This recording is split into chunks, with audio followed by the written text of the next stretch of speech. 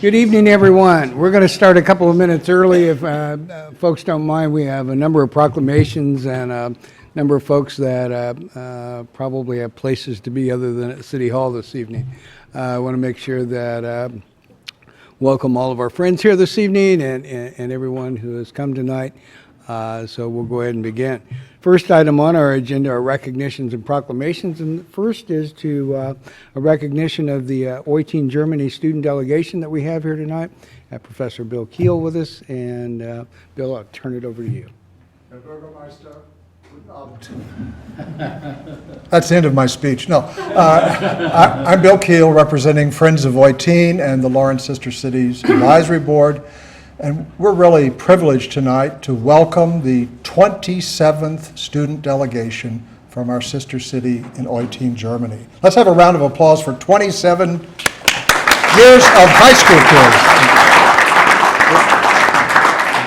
May I ask for applause like that, Mayor? Please. All right. And the 12 students that we have with us tonight are led by a teacher from the Karl Maria von Weber High School in Eutin, one of the two high schools, Katharina Wetterich. And can you guess what she teaches? Math and physics. I'd have bet on it. I'm impressed.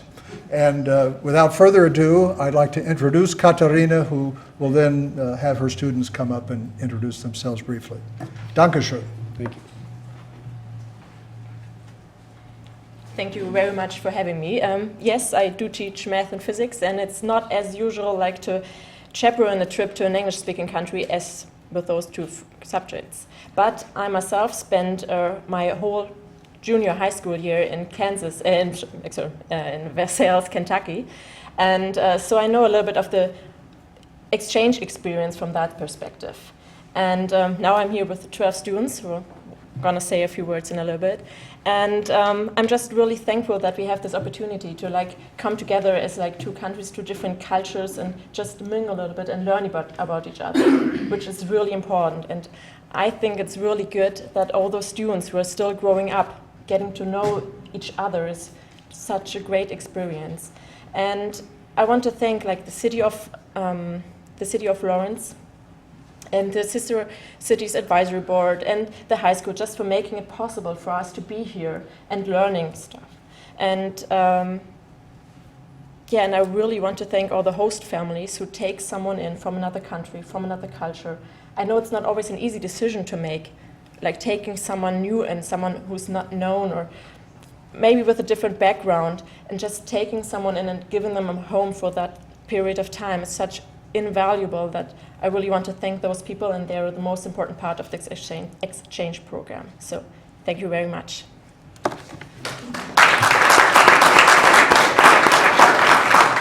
Katharina, we just want to welcome you and all the students to Lawrence City Hall. Want to thank you for the hard work that you and the Sister City delegation and all the people involved, administration, folks back home and Eutin do to make sure that when our students go to Eutin that they feel very comfortable, very welcome in folks' homes. So thank you for that. 2 years ago, I got to go and be part of the delegation that went to celebrate the 25th anniversary of the Sister City relationship, and it was probably one of the most moving times of my life. I mean, it really was, to be able to stand in the City Hall in Eutin and be able to speak to the crowd that we spoke to. I think it was one of those times that really got me, and probably will, forever. So thank you for the experience and all the kind folks that we had, and make sure that if you see Joachim and Julian Schiele, please tell them hello, okay? I will. Okay. So if you'd like to have your students come forward, tell us their name, their age, who they're staying with, and what grade they're in, that'd be great. Yeah, thank you. They're going to do that now. Yeah.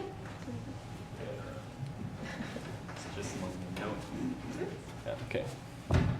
So, I'm Ulicero, and for me, Lawrence is a big city because I'm just coming out of Eutin, and I think for all of us, Lawrence is a very big city. but it seems very nice so far.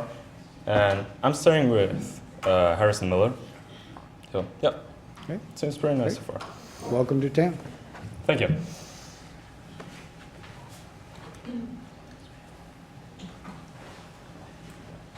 Yes, I'm Niklas Bornuft and I'm the exchange student from Child Zedlock.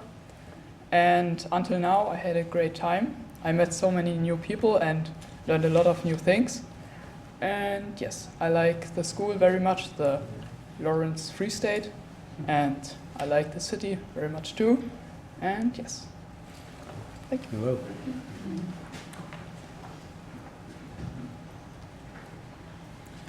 My name is Tove Steenken. I live with the Binkelmans, and I'm 17 years old. I'm from Malente, and Malente is more smaller than Eutin, so it is also a very big experience for me to stay here in America, and I enjoy it very much. Great.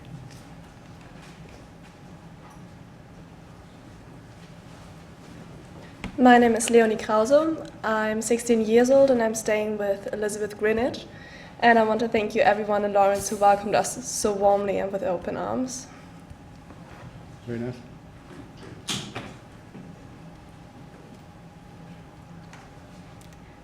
My name is Johanna Möhl. I'm 16 years old and I'm staying with Crosby Dodd and her family. And I think the exchange program is a good thing because you make so many experience and meet so many new people and yeah.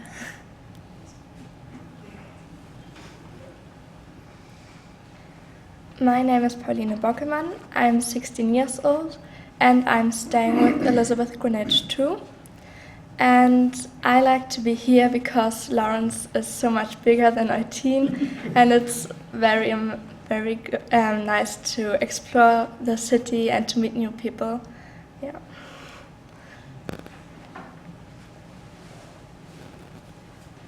I'm Lucy Ahrens. I'm 17 years old and I stay with Carson Drake and her family.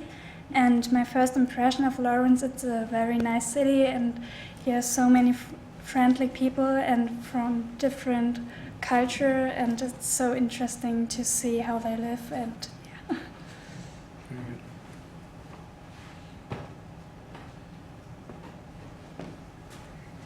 My name is Marie Mock and I'm staying with Rennie Herndon, and I've been to the USA before in holidays, but this is completely different because I can live here and I can see how the Americans live, and I really appreciate the chance to do that.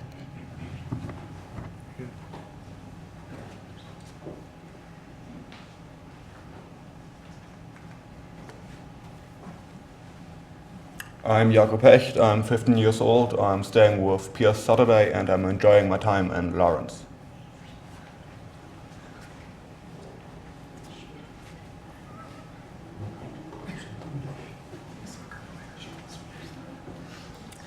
I'm Tekla Herbert. I'm 17 years old and I'm staying with Olivia Morgan, and I had a very great time here so far, and I'm very thankful for the experience and that I can spend time here.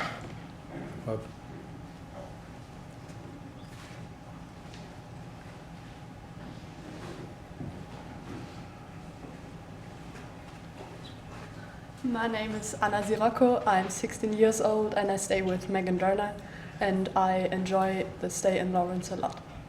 Thank you.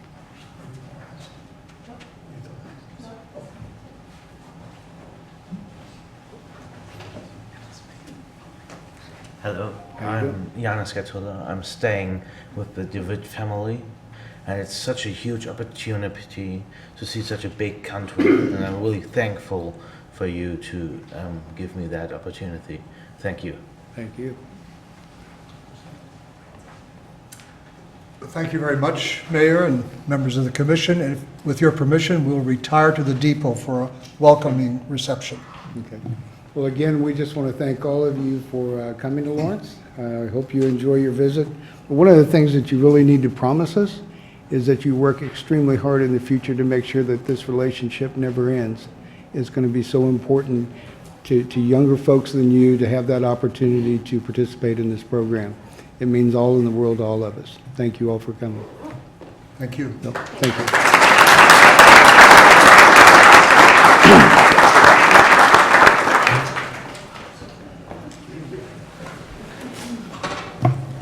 Okay, next item on the agenda is to proclaim Wednesday, October 5th, 2016 as Walk to School Day.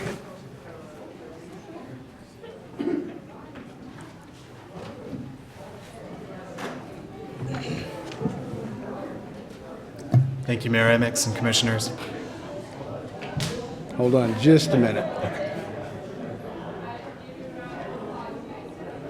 Come on in.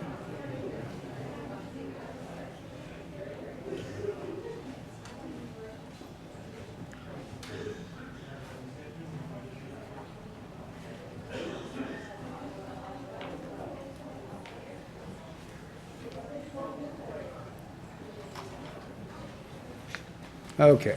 Okay. Thank you. My name is Michael Showalter, and I'm a Health Promotion Specialist and Safe Routes to School Coordinator at the Lawrence Douglas County Health Department.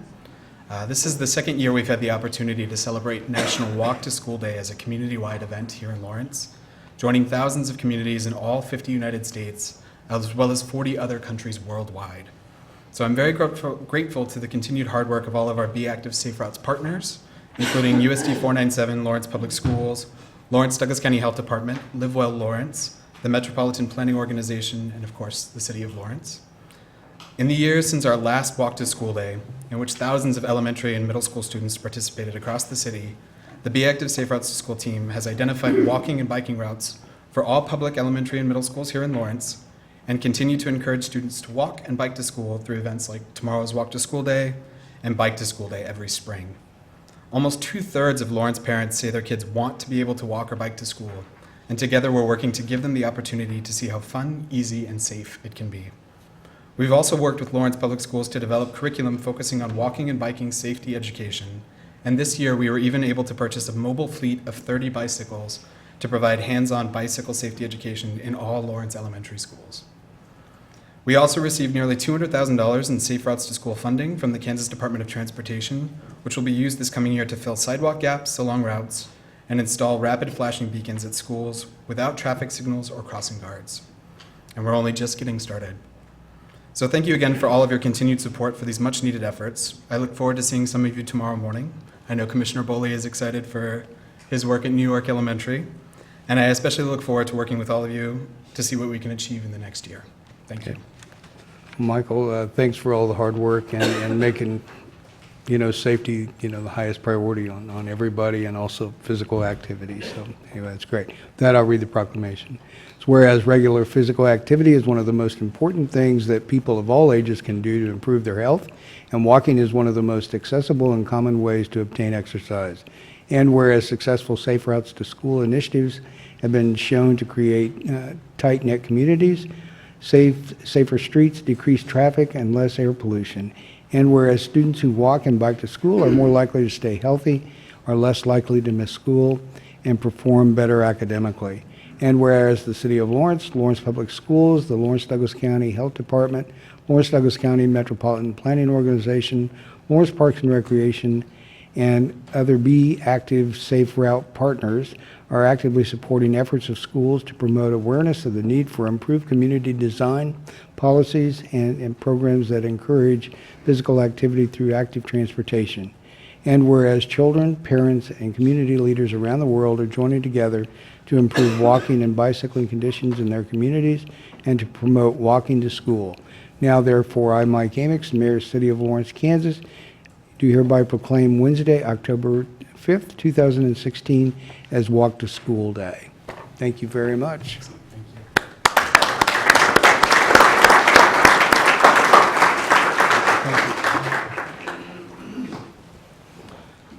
Okay, the next proclamation is to proclaim Thursday, October 20th as Lights On After School. And I know we have a representative here. Good evening. Thank you. And thank you very much to the Commission for being such proud and terrific supporters of the Boys and Girls Club of Lawrence. As you all know, in August we opened our 15th site in Lawrence, and we take a lot of pride in that, and we couldn't do it without the support of you all up there and in this room and the Lawrence Public Schools. So we're very grateful to them. But this Friday at Lawrence Free State High School at 7 p.m., we will host our Lights On talent show. And that talent show really represents the importance of keeping lights on after school in after-school programs across the nation. More than 10 million young people that are involved in after-school programs right now. And our after-school program represents academic success, healthy lifestyles, and good character and citizenship. But there are still 15 million kids who don't have a safe place to go after school nationwide. So our talent show is one of about 8,000 nationwide of different after-school programs that get together to celebrate what they do. The Lawrence one just so happens to be a talent show where all 15 sites will put together a dance. And we've got a panel of judges coming in from different places in the community. A lot of Lawrence Art Center representatives will be on that judges panel, so we're excited about that. So we just wanted to make sure that we extended our thank you to all for the support that the City Commission has shown us. And here in a little bit, we'll have the teen representatives, because you guys have been so phenomenal about representing and listening to our different views and issues about the Teen Center that we hope to build very soon. So these are some of the girls that will represent the teens. Thank you very much. Okay. Did you have somebody else that was going to speak? I'm the only speaker. They're just going to hand you guys some information. Oh, really? Oh, So if you are able to make it Friday at 7 p.m. at Lawrence Free Good to State see High you School, again. these are the Thanks for things that having you're your going to picture see. taken with me. We're going to represent some of the historical milestones that have taken place in Boys and Girls Club history. You bet. Nice to meet you. Thanks for coming. Nice to see you again. Nice to see you. Thank you. Okay. With that, then, I'd be happy to read the proclamation. Yeah. It's a proclamation whereas the Boys and Girls Club of Lawrence has provided significant leadership in the area of community involvement in the education and well-being of our youth, and is grounded in the principle that quality after-school programs are key to helping our children become successful adults. And whereas Lights On After School, a national celebration of after-school programs on October 20th, promotes the critical importance of quality after-school programs in the lives of children, their families, and their communities. And whereas more than 28 million children in the United States have parents who work outside the home, and 15 million children have no place to go after school. And whereas many after-school programs across the country are facing funding shortfalls to serve, that they are being forced to close their doors and turn off their lights. Now, therefore, I, Mike Amyx, Mayor of the City of Lawrence, Kansas, do hereby proclaim Tuesday, October 20th, as Lights On After School. You know, I'm happy on behalf of the Commission to be able to sign this proclamation and do this, and just explain how important Boys and Girls Club and all of you as participants, what it means to the City of Lawrence. I think building the leadership programs that you do and seeing, you know, kids come up through and excel, I think is wonderful for all of us and all the citizens of the city. So thank you all very much for the hard work, and thank each one of you for your dedication and the work that you provide to everybody, okay? Thank you all. Thank you.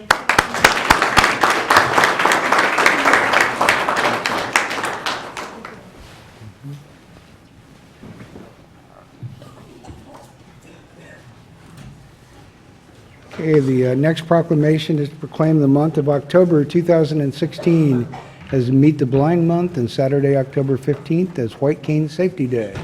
How you doing, Rob?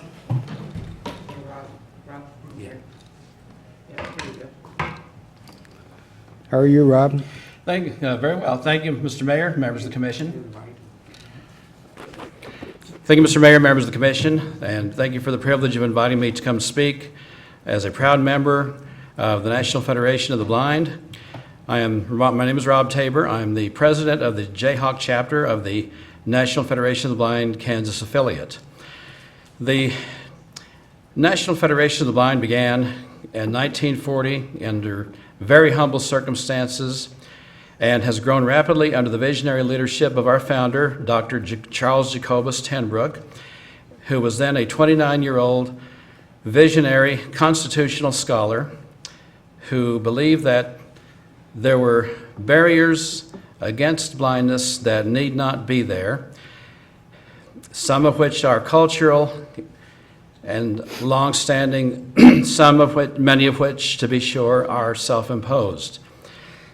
He believed that low expectations was a burden that we were under, but that we could take proactive steps through training and education of ourselves and of the public to dispel the myths and misconceptions and to shatter what we heard a former president a few years ago refer to as the bigotry or the soft bigotry of low expectations. One of the things that we did to overcome that soft bigotry of expectations happened back in 2004 when we launched a project from our national office in Baltimore called the Blind Driver Challenge. A team of engineers and graduate students at the Virginia Tech Automotive Engineering Department, under the leadership of Dennis Hong, developed a prototype automobile that could be driven by a blind person through non-visual means, through a sophisticated combination of tactile, auditory, and other non-visual means. And this was proven to be successful. The program, once the car was ready to go, we actually had a demonstrational drive at Daytona Beach on January 29th, 2006, when our current president, Dr. Mark Riccobono, drove and got around everything on an obstacle course that was set up around for him to navigate. And he did not hit a single thing. That's the business that we do of shattering low expectations. We have our convention coming up November 4th, 5th, and 6th in Topeka at the Ramada Inn. If you're in the neighborhood, please drop by and check us out. Also welcome you to check us out on our website at nfb.org. And at this point, I would like to introduce you to our Vice President, Renee Morgan, who is going to tell you a little bit about our first historic ever accessible art show that we will be coming up next week. Renee? Thank you, Rob. And thank you, Mayor and Commission. We are having our first ever, textile art exhibit at the Cider Gallery on October 13th between 7 and 10 o'clock. And what we'd like to do within this exhibit is to let everyone know what it's like for blind and low vision people to experience art. And so we're going to have various artists, local artists, that are going to be exhibiting their art and can be purchased if you like, please. It is a fundraiser for the National Federation of the Blind, and the artists do get it's a 40-60 split, that the Federation gets 60 and the artist gets 40. So if there are any other artists that do want to participate that are able to hear about this today, please get a hold of me, at the 785-424-4734 number. And we are welcoming more artists to come in, and we're also welcoming people to come in and exhibit and experience what it's like for blind people to experience art, because we do go to art galleries. We do experience art in different ways, and this is one way for us to show the community what it's like for us to experience art. Okay. And we appreciate everyone's participation in it. Well, Renee, thank you very much, and best wishes on the show, and we'll do everything that we can to tell everybody about the show, and hopefully it'll be of a great success, which I know it will anyway. Anything that you're involved with, I know it's right out there, and you work extremely hard at it. But I want to thank you and Rob both on the amount of work that you do on behalf of folks who have problems with eyesight, and the barriers that you have broken down to make sure that everybody has got the ability to get anywhere and be able to do anything. So thank you on behalf of the Commission. Thank you for the great amount of work that you've done. One of the best learning experiences when we had the your state meeting here several years ago, and I had the opportunity to go out and do a welcoming and being able to meet the people and some of the great things that are going on. I think the sky's the limit on what can be, what can be mastered by all. So I really I appreciate that opportunity and that invitation to be able to go a couple of years ago. So thank you. With that, I'll be happy to read the proclamation. It's a proclamation whereas the National Federation of the Blind was founded in 1940 to end discrimination against the blind and to secure first-class citizenship for all blind persons. And whereas today the Federation, representing more than 50,000 members across the country, continues to work to secure equal rights and opportunities for the blind.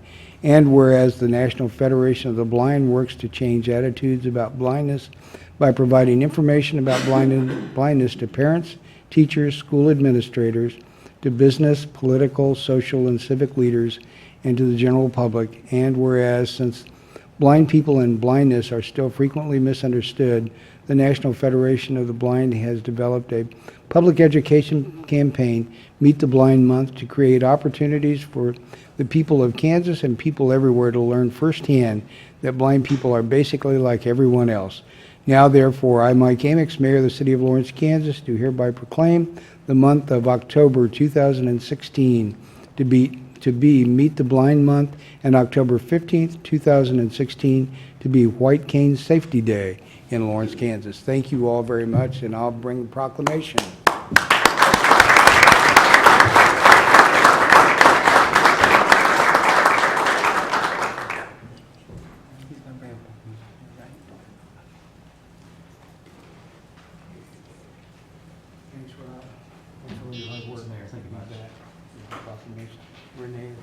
Oh, always. Always Thank a you, pleasure. Mayor. You bet. Keep up the good work, okay? Thank you. Thanks for everybody coming tonight, okay? Okay, thank you.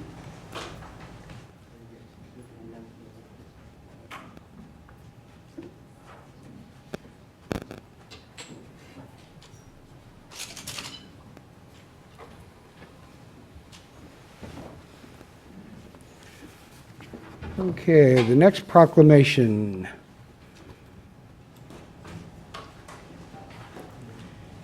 is to proclaim the month of October as Domestic Violence Awareness Month. And we have a representative here. Good evening, how are you? I'm well, thank you. I'm Christine Chapman. I'm the Director of Community Engagement at the Willow Domestic Violence Center. And on behalf of all of the staff, the volunteers, the board of directors, and the survivors that we serve at the Willow, I want to thank the city for proclaiming October Domestic Violence Awareness Month and for your ongoing support. Every year we serve more and more adults and children that are needing to seek our safety services. Over 300 adults and kids stayed at our safe shelter last year. We take thousands of calls every year on our 24-hour hotline, and we served over 800 people in Lawrence alone out in the community who are needing safety planning, other resources, and came to us for help. We are celebrating our 40th birthday this year, which is a huge milestone, not only because we were the very first domestic violence center to open in the state of Kansas, but we were also one of the very first in the United States. Lawrence has so much to be proud of, and I think the Willow is one of those many great social services that is really a Lawrence original, and we are so grateful for all of your support over the past 4 decades. Thank you. And thank you for all the work that you do at Willow on behalf of so many people at a time that they really need, help.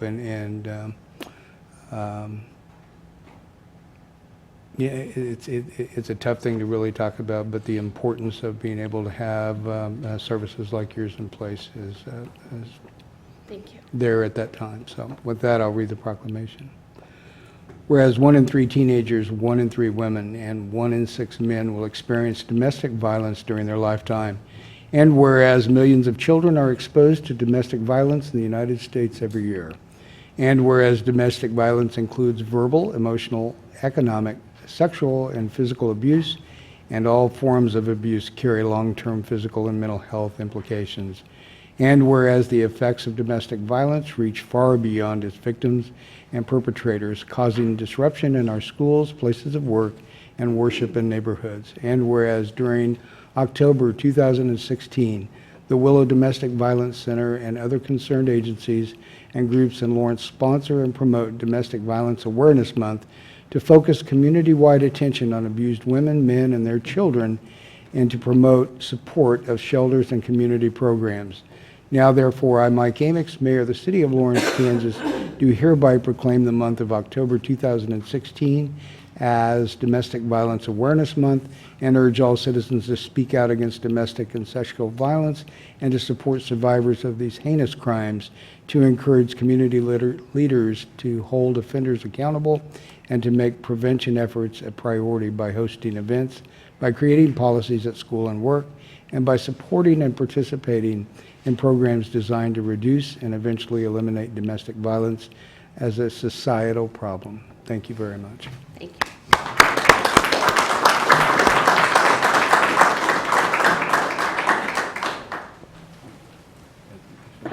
Thanks for your work.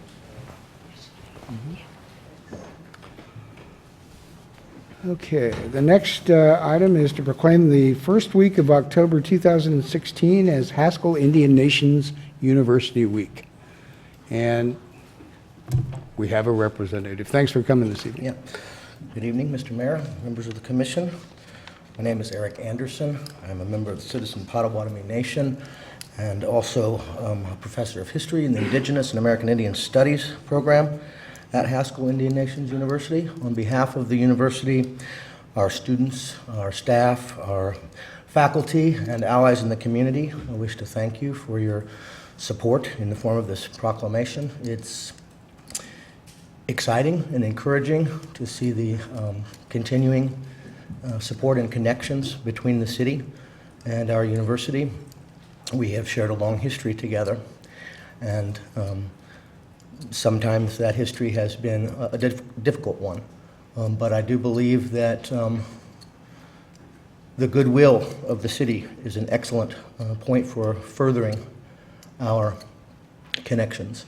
And with that in mind, I wish to share with you that on Sunday, October the 9th, from noon until 3 p.m., we will be having an open public event entitled Experience Haskell, Native Lawrence, Sharing Our Past, Building Our Future, that will showcase the amazing work that our students do.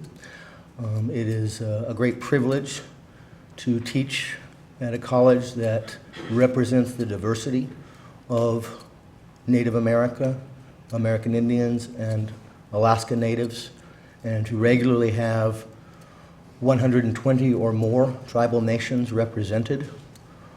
It is a great privilege to be a part of this educational opportunity for a community that is often underserved and that has had a long history of difficult relationships with the government of the United States. So I wish to invite everyone to come out and see what it is that we do at Haskell. Know that we welcome you, that we want you to be part of our lives as we want to be part of yours in bringing the community at large together, with Haskell being included as part of that. So again, I thank you, and I do have a flyer that I'd be glad to give you. Great. And, Eric, if I could, I've had a couple of people ask me, is the event this weekend, is it a come-and-go event? Sure. Okay, so yes. it's not a continuous program from 12 to 3? You're not it's locked just- in for the entire 3 hours. Okay, great. Just so we can get the word out in the way that it's supposed to be. So anyway, Excellent. I Thank want you to know how important Haskell is to us as a community, and the fact that the diversity of the students and the young minds that come here are so important in this community, and recognize, I own a small business in downtown, and it's about as personal a business as you can get into. And being able to have the relationships that I've developed over the years, and I know other businesses up and down the street, it really is a special time to be able to have these kids from all over this continent come here and be able to provide, let's call it a new set of eyes for a number of things, and being able to help in so many ways. The programs that go on at Haskell all the time, the Indian art shows and the powwows, and graduation. What a phenomenal time to look at these kids and realizing that they've got their education and got their degree, and they're going off to conquer the world, and that's such a big thing, in so many young people's lives. So I want you to know that I look forward to Sunday with, I'm sure, the other members of the commission and, the members of the community. So thank you for all the hard work and the education that you all provide for so many young minds. So anyway, with that, I'd be happy to read the proclamation. There's a proclamation, whereas originally established as the United States Indian Industrial Training School in 1884 as a boarding school and evolving into a post-high school vocational technical institution in 1935, Haskell began offering junior college curriculum and became Haskell Indian Junior College in 1970.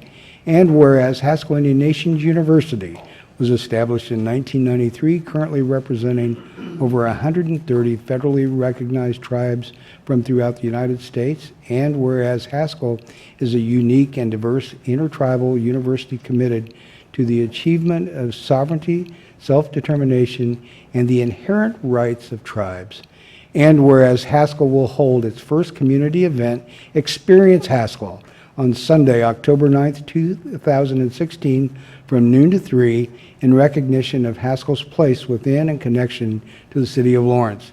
And whereas the City of Lawrence recognizes its long and historic relationship with Indigenous peoples of Lawrence and will celebrate its first permanent official Indigenous Peoples Day on October 11th, 2016. Now, therefore, I, Mike Amyx, Mayor of the City of Lawrence, Kansas, do hereby proclaim the first week of October as Haskell Indian Nations University Week in the City of Lawrence, Kansas. I'm very proud to sign this. Thank you.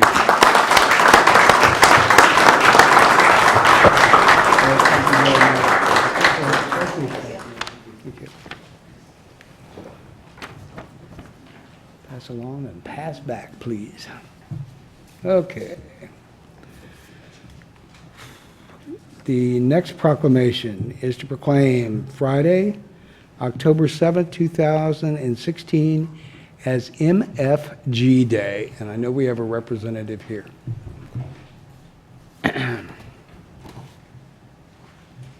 Good evening, Mayor, Vice Mayor, City Commissioners. I'm Shirley Martin-Smith, and I am here representing Peaslee Tech. I have the honor and privilege to serve as the chair of the Board of Directors. And MFG stands for Manufacturing Day, and we're so excited to be part of the national celebration honoring successful manufacturers and entrepreneurial companies that we have in this community, and giving rise to awareness that there are great jobs to be had in this community, and we're looking for students all the time that want to know more about what's available in manufacturing. And so to that end, this Friday, October 7th, we'll be celebrating Manufacturing Day, and we're working in partnership with the Lawrence College and Career Center. We have 45 students out of the technical education classes at Free State Lawrence High who will be touring 3 manufacturing facilities. Those are AMAR, Grandstand, and Plasticon. So the students are going to be able to see firsthand what's the work like, because that's the first thing they need to know. Then they're going to come over to Peaslee Tech. They're going to hear a panel discussion about jobs in manufacturing. They're going to have lunch, and then they're going to get to see demonstrations of what they'll learn in a class about HVAC or construction or industrial education. We're very excited to be doing this, and I just want to point out a couple of other things, and then I'll stop. We are in our 3rd semester at Peaslee Tech. We have over 300 students, and we're so proud of that because it demonstrates what Dwayne Peaslee talked about for 30 years, and that is we need to give our kids opportunities besides college. They need to know that you can make a great living being in the trades, being in manufacturing, but we have to tell them. And so we're there. We're telling them, and we're telling them because of your support as our city. because of the support from the county, KU, the school district, and the Economic Development Corporation and the chamber. Everybody came together, they heard the need, and we did something about it. And without all those partners, we wouldn't be able to celebrate every day now that our kids have exposure to opportunities in manufacturing and the trades.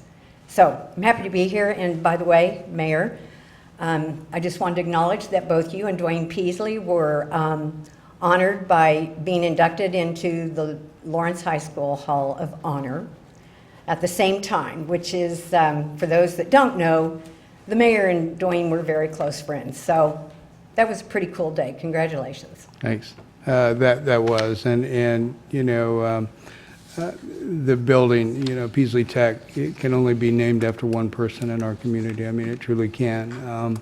We could have named it anything, but if we really wanted to talk about, you know, trades and education, it had to be named after Dwayne Peasley. And Mayor, on, you know, with you and former Mayor Bob Moody being able to go visit with Dwayne on, you know, towards his end of life, and being able to tell him the importance of being able to have the naming right used on Peasley Tech was so important and means so much to people that are in the trades, people that understand what it's like to be able to earn very respectable living in the trades is something that's important. So, you know, the big thing is getting the words out.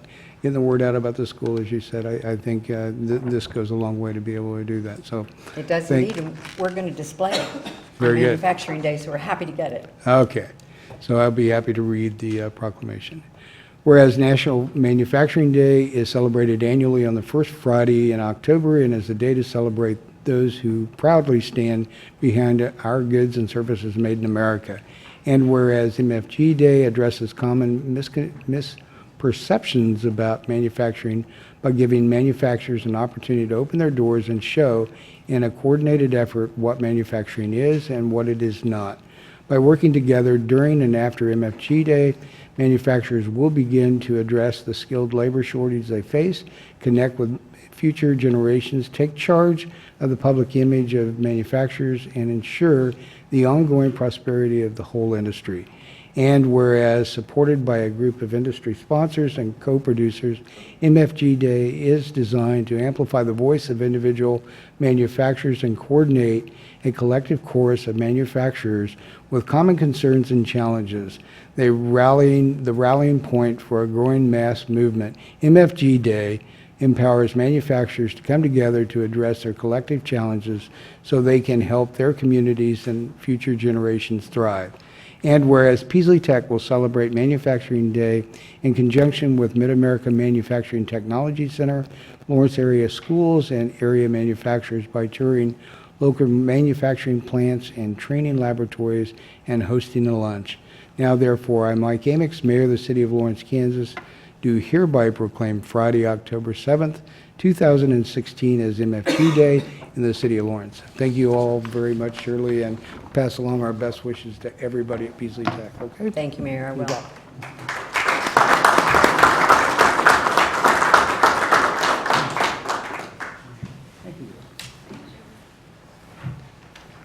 Okay, next item on the agenda is to the consent agenda, and all matters listed on the consent agenda are to be considered under one motion, will be enacted by one motion. There'll be no separate discussion on those items. If discussion is desired, that item will be removed from the consent agenda and will be considered separately. Are there any items on the consent agenda that a member of the commission would like to have removed for separate consideration? 10? Okay. Okay. Any other items a member of the commission would like to have removed? Okay. Any items on the consent agenda that a member of the public would like to have removed for separate consideration? Okay. Hearing none, then, oh, thought I heard somebody. Hearing none, we need to add claims in the amount of to a 353 vendor count in the amount of $6,687,726.06. So with the exception of item number 10 and the addition of the claims. I would entertain a motion for approval of the consent agenda. So moved. Second. Motion made and second to approve the consent agenda with claims, with the exception of item number 10 by Commissioner Boley, second by Commissioner Larson. Any other questions or comments? All in favor, aye? Aye. Opposed? That passes 5-0. Item number 10 is to authorize the city manager to modify a contract with Paymentus Corporation for the purpose of moving to an absorbed model for credit card processing fees for the city. Good evening. Good evening. You got a question? Okay. Oh, I'm sorry. I want to introduce, I brought Christy Webb up. Yeah. Christy is your new utility billing manager, and after just a couple months, have already made a lot of changes with our customer service. So she was helping with this project, so she'll probably have some answers that I may not have. Absolutely. Okay. Thank you. Lisa, you had a question? Yeah, I have a couple things. So the impact to us is a $150,000 increase. Were we paying for any of that before? Were we paying the We were absorbed paying fee? any of the fees before? No, so that was, the consumers were paying those fees directly So we are now going to take over all of the fees. for processing credit cards, correct? And so do we think we're going to get that back and save labor efficiencies, or?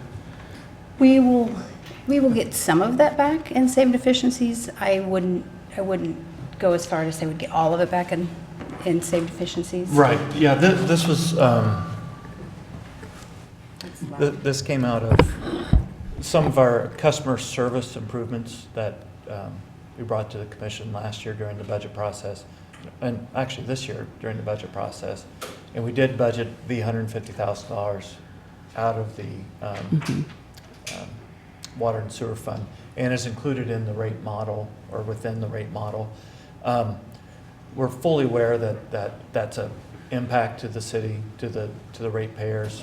One of the items we just wanted to get to answer probably the number one question and complaint that we've always received was about that 325 service. We haven't ran a lot of efficiencies off of that because we knew all along the intent and the idea coming out of the budget process was that we were going to absorb those fees.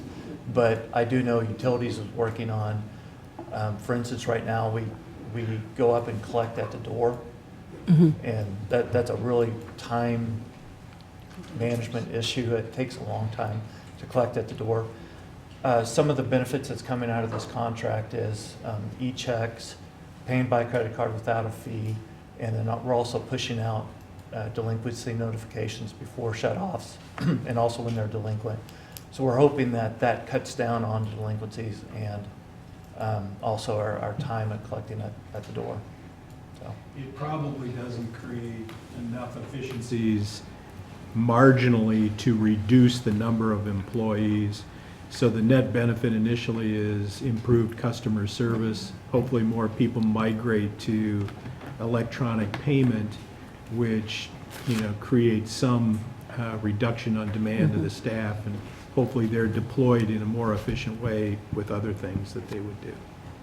Is there a reason why we couldn't get the same fee structure for all transactions, not just the utilities? Because I notice it's 2.95% for non-qualified transactions.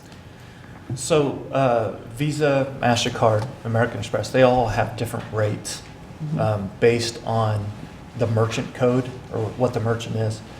A lot of these fees are actually pass-along fees from Visa and MasterCard. The merchant code for utility billing is a lower fee, is a different fee than, say, other governmental services. And so... so that couldn't be negotiated as part of it? And we did negotiate. These are negotiated fees also. They are negotiated, okay. So there's a reason why they're different. And it's because the pass-along fees are different from Visa, MasterCard for an absorbed utility, governmental utility operation is a different rate than any other rates. So that's why you see those fee differentials. Previously, did we get charged for e-checks previously? We did not offer e-checks. Oh, we did previously. not, okay. Right. Okay. Yeah. And that's quite a bit lower rate than the credit card transaction. The e-check is substantially lower than in terms of the fee. Yeah, it's 95 cents. Yeah, we'll definitely. And we'll be offering e-checks as part of But the. before you did have it to where it came directly out of your bank account. And we still offer that. Okay, that's separate than each. Oh, other. absolutely. Okay. Yeah. You'll see, our goal is to go live in January with this whole system. And you'll see, we've talked about how we're presenting this online right now.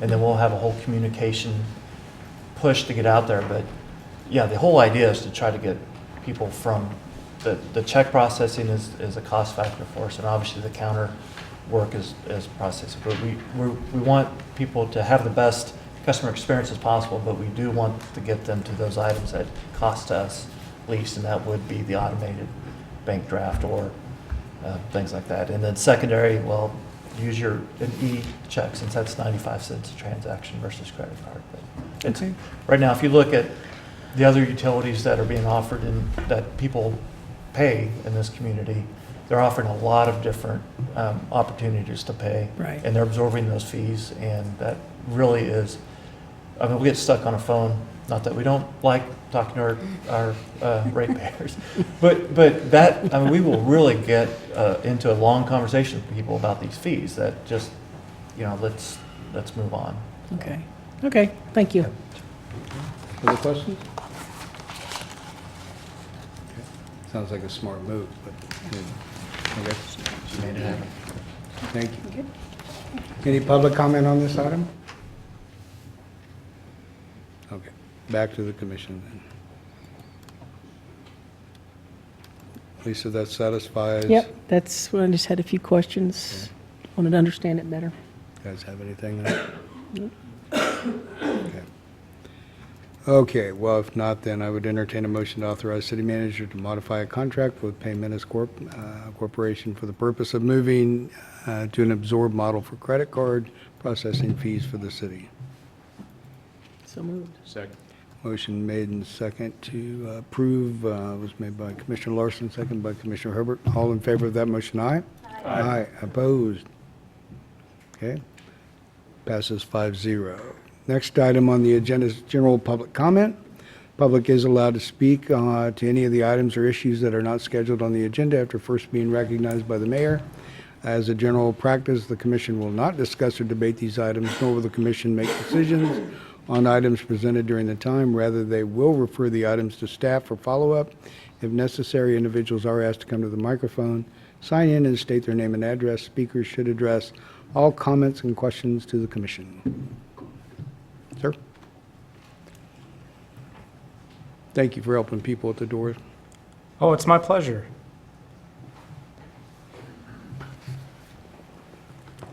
All right, I'm Steve Smazniak. It's a pleasure to see you guys again. Honestly, I've missed you. So there's just two updates that I wanted to give to the City Commission and the City of Lawrence at large.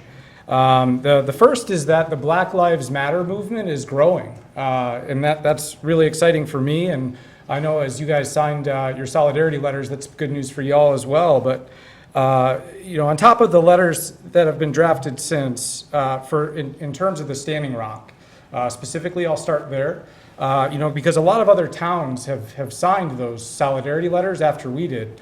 I just wanted to. Somebody from Facebook reached out in Arcata, California, and I'm sorry because they're watching tonight, so I'm sorry if I mispronounced that.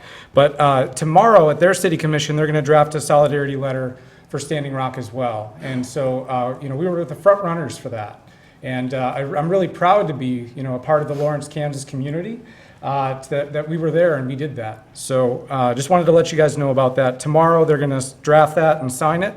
And then further, like for the Black Lives Matter, a lot of local businesses have come with signage in their businesses. They've also drafted letters, much as you folks have, in solidarity with Black Lives Matter. And even the AT&T CEO has said that Black Lives Matter. So it's definitely gaining traction. And I wanted to read some of the lists, but these businesses have said that Black Lives Matter and that all intersections matter, that queer, trans, non-binary, gender, fluid, etc., those all matter. So these are Lawrence businesses in no particular order. the Ladybird Diner, the Granada, Rod Rock Chiropractic, This Little Pinky, Ad Astra Photography, Stitch and Bitch, Skin Care by Jenny, Leah Evans Photography, Free State Canine, Helen Santi, a licensed clinical professional counselor, Professional Amateur Productions, Waxman Candles, who said it best, Lawrence, Kansas is not a place where those who know better stay silent. And then also Shine Postpartum Placenta Encapsulation and La Bella Vita Hair Salon, which also proclaimed on top of their solidarity letter that we are a safe space, a welcoming place of business for hair, nails, and waxing. We also welcome any person who ever feels they need somewhere if they are in fear. You don't have to be a client. So all of these businesses have produced letters of solidarity and signage in their businesses where applicable. There are others still, like Bloom Midwifery, Elevate Massage and Float Spa, Wayne and Larry's, the Raven Bookstore with their shelves of literature on Black Lives Matter, and others that are all in the process of drafting those letters and have supported the movement in one way or another. So that was the first thing that I wanted to talk about today. And then the second thing is that since this commission has met, the last time we met was on, I believe it was September 20th. I'm going to read a list of names. Joshua Scott, Charles Dove, Dante Jones, Carnell Snell, Joshua Allen Perry, Jaquarius M. Robinson, Najir Salam, Richard Parent, Douglas Maricus Rainey, George Richards Myers, Clayton Baker, Jeffrey Clare Cave, Alfred Alonjo, Jonathan Lozano Murillo, I'm assuming, Christopher Sowell, Jamie Lewis, Nathan Desai, Leland White, Anthony Bauer, Cody LaFont, Christopher Contreras, Otis Bernard Colvin, Jesse Attaway, Austin Bayer, Sandy Duke, Thomas Tucker, and 3 unidentified persons have all been shot since the last city commission. Now, what I've learned this week, particularly from the walk, I wouldn't call it a march, but with my fellow protectors that I was very grateful to walk with, what I've learned this week from that walk to show solidarity with Standing Rock is that the people united shall never be defeated. And I've never been more proud to be a Lawrencian. Thanks very much for letting me share that, and you guys have a great night. Thanks, Steve. Other public comment? Donnie? First of all, I'd like to introduce myself. I'm Donald Southern. I'm Markus from Iowa. I was in Des Moines in 2013. I passed through there at a convention and went on up to the reservation in Wisconsin to meet my grandchildren for the first time. And their grandmother, who passed away about a year ago, was attending Haskell, where I met her back in maybe 1986. Yeah, God rest your soul. Mr. Amyx, I've known him. I've worked with his mother at Montgomery Wards. How long has that been? A while. I was just a toddler then. You know, I worked in clothing for children and men, and not the women. But I worked with his mother, and I believe, what department did she work in, do you remember? Catalog. Yeah, that's where she was, catalog sales. Anyway, I was born here in 1958, 2 parents, Merle and Anaway Southern. My mother's was part Choctaw at Oklahoma. Her mother was Choctaw, Mississippi Choctaw. And my grandmother lived to be, well, over 100. So, and my dad is 95. So, anyway, I've talked to Mrs. Stoddard. I've known her for a little bit. Talked to her on the phone a while back. But I'm enjoying life now. You know, I can't say it was always, you know, easy.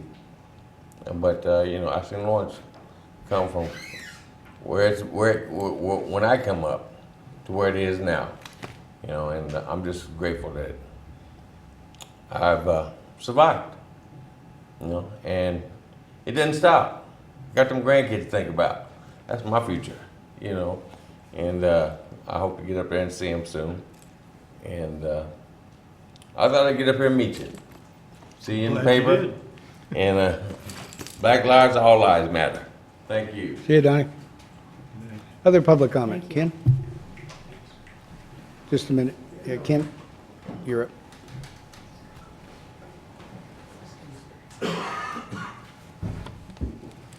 Good evening, Commissioners. Ken Easthouse, 1611 East 24th Street. Pull my notes up here.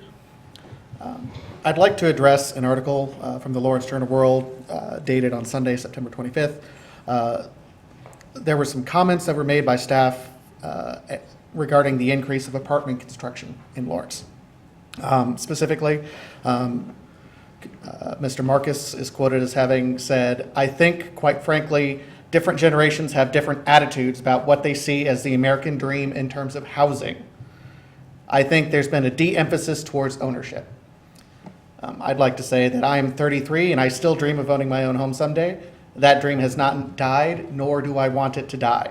However, I choose to live in a town where the opportunities for young professionals is low, where property values are high, and even if I want to consider finding a better paying job, it seems as though I need to go to Topeka or Kansas City to do so. To do any or all of these things, I would need to sacrifice other things.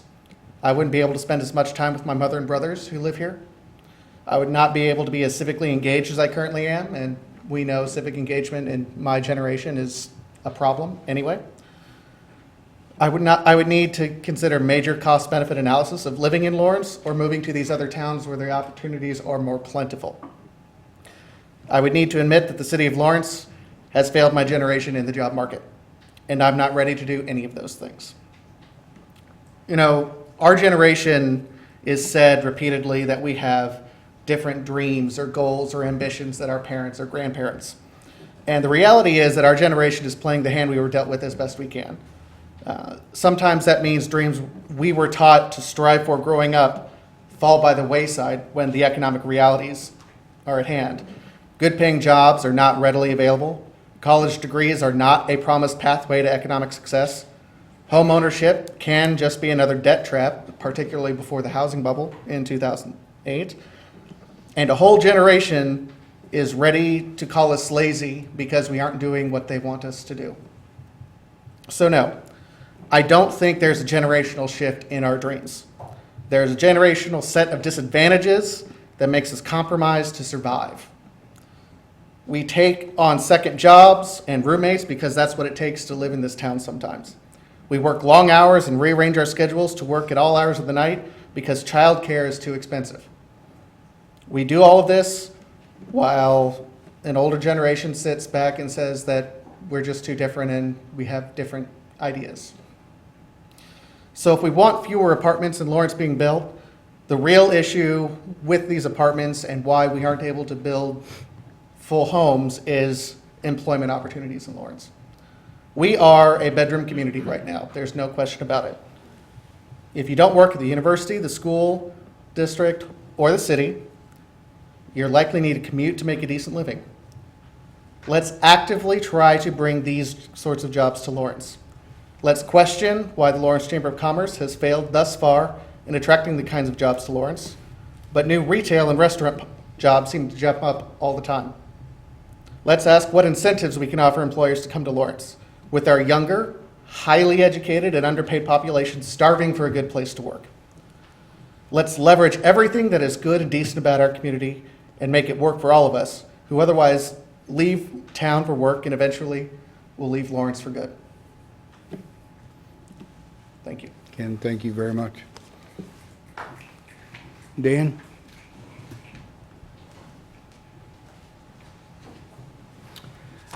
Dan Dannenberg, 2702 University Drive. I guess I'm a little confused on the Black Lives Matter and Standing Rock letter. I guess those two are related somehow, but I'm not quite sure how that is. The Standing Rock issue, as I understand it, has to do with a pipeline that is being built through a reservation someplace in Iowa or South Dakota or someplace like that. To the Dakotas and to Iowa, yeah. I did not vote for a city commission to give an opinion on a pipeline that is outside the jurisdiction of the city. And I would suggest that positions on that issue are left to individual citizens of this community. Now, Black Lives Matter, that's another thing. But when it comes to a pipeline that may be for good or ill, who knows, but that's outside the jurisdiction of the city and doesn't even run through Kansas, as I understand it, I don't think it's the position of the city commission to take a stand in the name of all citizens of the community, because that's something that each citizen can decide on his or her own, and your authority as city commissioners and your realm of governance does not extend to that. So I would just offer that comment. The final comment of a trivial nature I'll offer is the city is obviously not interested in protecting art, because the mural down on 8th Street, just west of the ATM at the Round Corner Grill, is still plastered with flyers and whatnot. I don't know who in the world would desecrate an art mural like that. It just boggles my mind. Whether or not I like it, that's not the issue.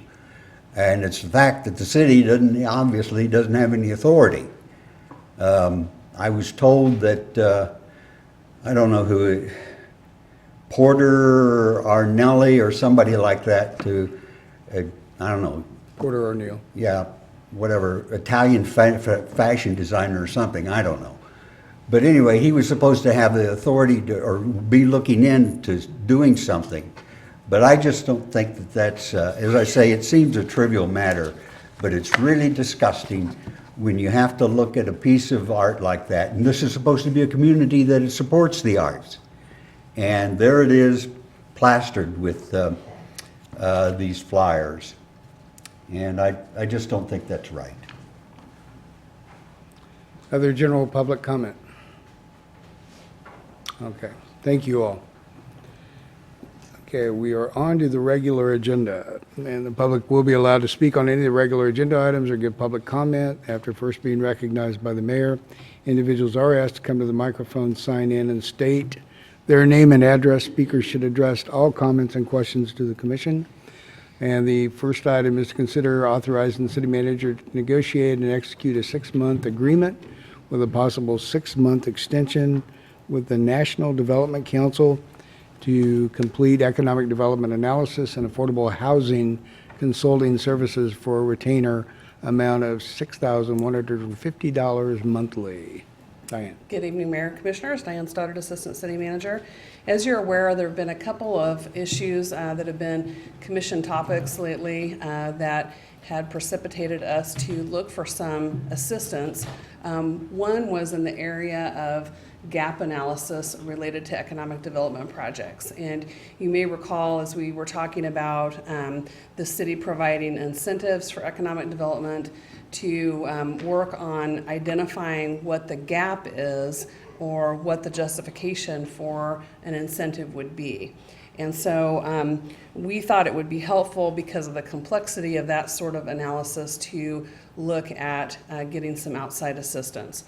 Also, the commission has set a high goal of looking at the issue of affordable housing.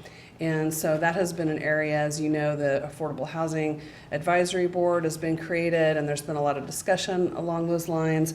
We were also looking for some assistance in providing us with information about how the city can be more proactive in developing affordable housing, or utilizing tools to help enhance the stock of affordable housing in the community. So we were looking for services. We put out a request for proposals to vendors who may have an interest in that. We received 2 proposals back, one from Springstead Incorporated and one from National Development Council, the NDC. Because we were looking at the assistance of both of these, we believe that the NDC would provide the best commentary on both the gap analysis, especially as it relates to including affordable housing in an economic development proposal, and then also because of their experience with affordable housing development in other communities, they had a lot of relevant experience to draw on in that particular area, and we believe that they would be helpful to us in providing technical assistance. So we have been utilizing NDC on a temporary basis for a couple of months, specifically related to the gap analysis for a couple of neighborhood revitalization area proposals that will be coming forward to you soon. Both of those particular proposals involve an affordable housing element, and the desire was to have NDC perform the gap analysis to be able to provide to you all as a tool to evaluate whether that incentive is merited. Additionally, NDC has been working with staff and the Affordable Housing Advisory Board on affordable housing issues generally. We have been talking with them about what our possible tools are in that area. They have, again, a lot of expertise to bring to the table in affordable housing development that they can help provide us with recommendations of how, again, how the city can be proactive. In its proposal, NDC proposed a retainer of $6,150 monthly. We discussed with them a period of time of a 6-month agreement that could be renewable for an additional 6 months if we find those services to be of value. With that, those fees would be inclusive of the NDC's travel, their time spent, and on any unlimited number of economic development proposals that we might get, and therefore the gap analysis that they would be performing. But also it does include them being in Lawrence for 2 days a month, which could be a variety of things, either visiting with staff, visiting with the boards, appearing in front of the city commission or other boards related to the gap analysis and answering questions about that. Also, their fee would include 2 paid scholarships for city staff to attend training, which they put on and is nationally recognized. The other thing that I did want to mention is that there is a possibility that their fee would be offset, or at least partially offset, by application fees that come in to the city for that gap analysis. So, for example, with the 2 proposals that I mentioned, these applicants will be paying $4,000 each for the gap analysis services. So that's a way, again, for the city to be able to receive some income that helps defray the expense for the services. So staff is recommending that, again, this 6-month period be authorized to authorize the manager to negotiate and execute the 6-month agreement with the possible 6-month extension for these services. And I'll be happy to answer any questions that you may have. Diane. Well, I'm very excited about it. I was just reading through the proposal while you were speaking, and one of the things that stuck out at me was the preservation of current affordable housing, which I think is really important. You know, I feel like that's one of our big fears that we have here. So I'm really looking forward to talking to them and seeing what they like to do.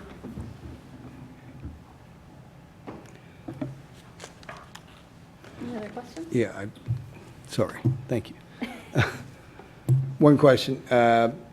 Britt is going to have the opportunity to be able to work with NDC and being able to look at some of this be able to do some of this expertise stuff in the future. Is that right? Yes, I should have mentioned that, Mayor. Of course, Britt does the analysis for any variety of our economic development applications.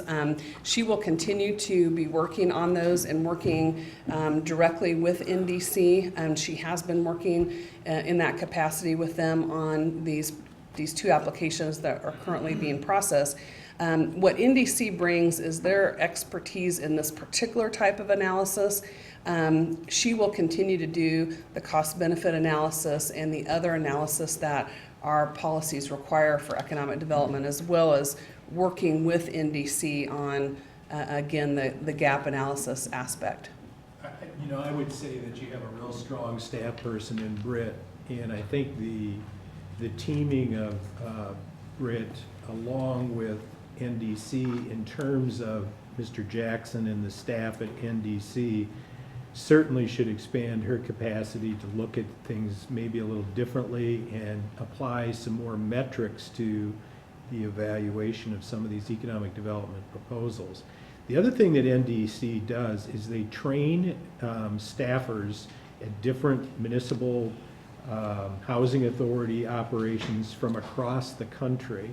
And so she'll be taking advantage of some of those classes as well through that program, and she'll be sharing some experiences with what other people are doing across the country. I think, as Diane indicated, one of the strengths of NDC is in low and moderate income housing and the various programs at the national level, federal level, that are available. And Tom, in particular, having worked with him in the past, Mr. Jackson is one of those people that is pretty creative in putting different programs together to make some of those things happen. So I think when we structured it for 6 months with a 6-month renewal, it was to take a look at the value added of this consulting contract after a 6-month period before we decided to proceed any longer than that. So we've built that into the provision, and as Diane indicated. So I really think that this adds some capacity to our staff at a pretty critical time. The Affordable Housing Board is taking a look at some of these things. We want to get Tom engaged with them as well on some of these issues. But having observed Britt and Mr. Jackson working together, I think that there's going to be a lot better understanding of the programs available and some of the things we can work towards. Okay. So is the goal to train Britt to the point where we wouldn't need a firm like that? Yeah, Is I that think the goal? there is some degree of that in place, but I think, that I want to see how that evolves. Britt is, quite frankly, as strong a staffer as I've seen in my experience in different municipal operations. So she picks this stuff up very quickly. One of the things that we talked about when we talked about bringing NDC on initially was to get an outsider's opinion because of some of the previous public engagement and interaction about whether these things make sense in terms of providing incentives. And the gap incentive or the gap analysis is usually the one that people really take a hard look at before a determination is made as to an incentive. Even when it shows a gap, even when it shows the incentive from a metric standpoint, an analytic standpoint, may be worthwhile, it's still a policy decision of this commission to make that final determination. So are we presently unable to do gap analysis with city staff? We can do some of it. I think, though, that bringing together the gap analysis and some of probably the better understanding, quite frankly, of the loans that are available from the private sector, how that all interplays, some of the assumption data, I think NDC has a higher level of sophistication at this point, which, going back to Commissioner Larson's point, I think that knowledge will evolve, maybe to a point where all it takes is Britt to be able to call NDC and verify certain things on assumptions after we've had a period of time where they've worked together. I will add, too, that particularly with the affordable housing component and how that may affect the gap, again, his knowledge in that particular area and understanding how to evaluate what the cost of that kind of development is a particular benefit as well. Okay. Other questions? Yeah. So the 2 gap analyses that we're doing right now that are being done, is that included in this price, or is that a separate, whole separate? Those were part of the original arrangement that we had with them. Okay. And both of those individual developers were charged $4,000 apiece for the services provided by NDC. Okay. And I And guess we expect that will continue as well. I guess that's where really my question was going when I asked if city staff was unable to currently do that. Is my understanding was in the past when we've had to, for lack of a better term, farm out labor, we've put that on the dime of the developer. Mm-hmm. And what I see happening here is that we're realizing the need for those services and we're putting that on the dime of the general taxpayer, presumably, right? Well, I think no, there's a comment in the report that says that we're still going to be pursuing revenue off of these gap analysis. I mean, you're only going to do a gap analysis when you have a developer that's stepping Right. up and that's going to be reimbursing the city for that. So do you foresee that $61.50 a month being returned through developers? I think some of it will be offset by those charges. I think the other part of it is, I do think we need to look at every opportunity we can in terms of different programming for affordable housing. And I think NDC brings that kind of national exposure to our community in terms of what other places are doing and how they're going about that kind of approach. Does that include different types of financing? Yes, mainly So the they'll be able- financing tools okay, that are that's available, good. which in some cases I would say that I don't think has always been taken advantage of here in Lawrence. Those are federal dollars. Yeah, mainly federal. Well, I was just looking at some of their spreadsheets that they provided, or tables of monies, and I hadn't seen some of that type of financing that they were showing, so I was kind of curious about that, so. Federal money has to go down through the governor at all. Just want to make sure. Or does it come directly to us? It's probably both. You know, there's probably some funds that are, in fact, there are some federal dollars that go through the state programs that then get redistributed. But I Right. think there's also independent, tax credits, for example, federal tax credits.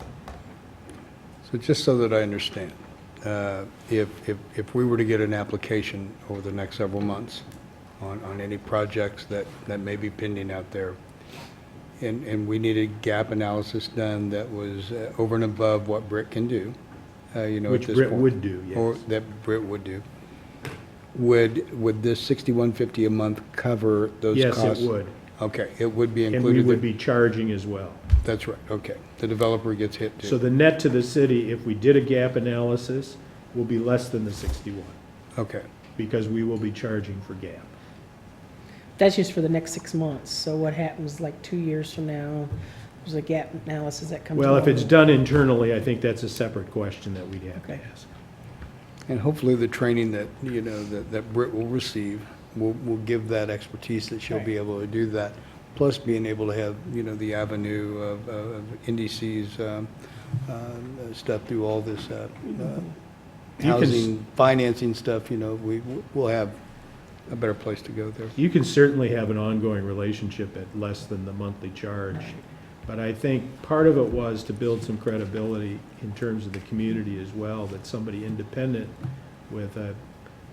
that's doing a lot of these projects in a year's time compared to what we do, would bring some value and some educational benefit to our staff.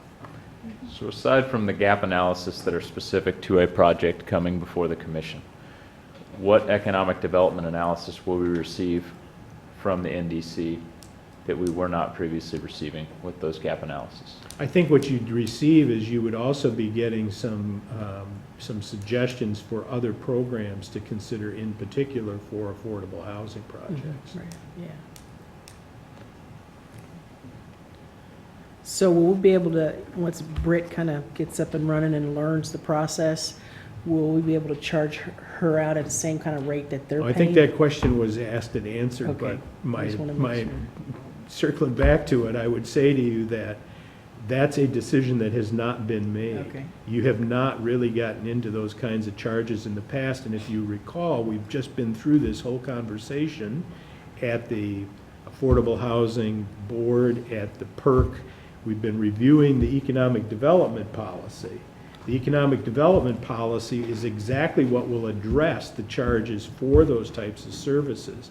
And you'll recall that it's met some resistance when it's popped into some of those areas, that some of your boards have not felt that they felt the charges were too stiff.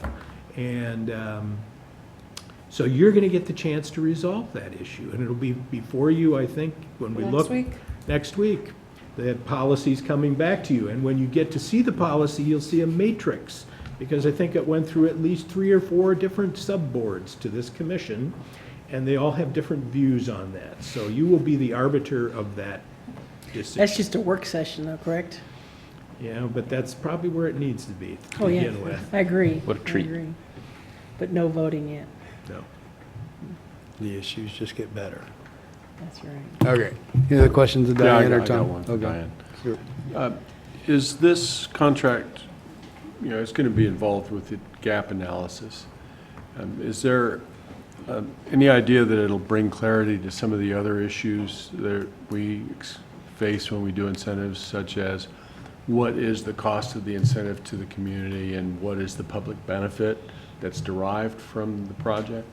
Again, I think that this firm's expertise in that area, in really all aspects of it, will be very valuable, and we'll be able to tap into that as well.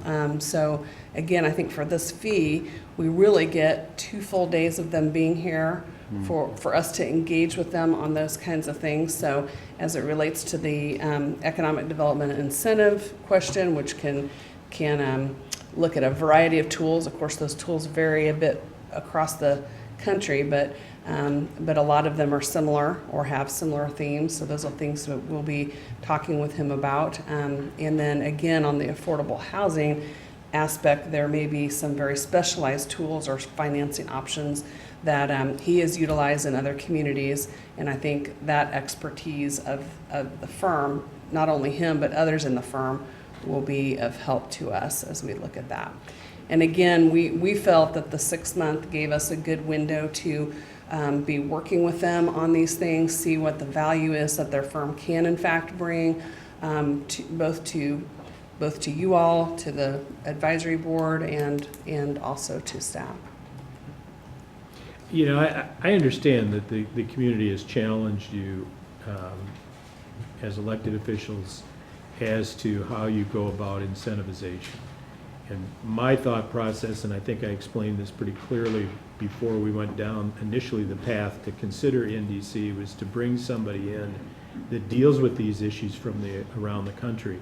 So my short answer to your question, Mr. Boley, is yes. I think that he will be able to address some of those concerns that you may have about process and what's legitimate and what's a fair incentive and how that was derived. But in all of those analyses, you have to remember that assumptions are being made. Rates of return are being evaluated, cost of what a legitimate cost of land is, what a legitimate cost of construction is, what a legitimate rental income stream is, if it's a rental project, or what the sales price is. All of that has to be kind of vetted through the gap analysis process.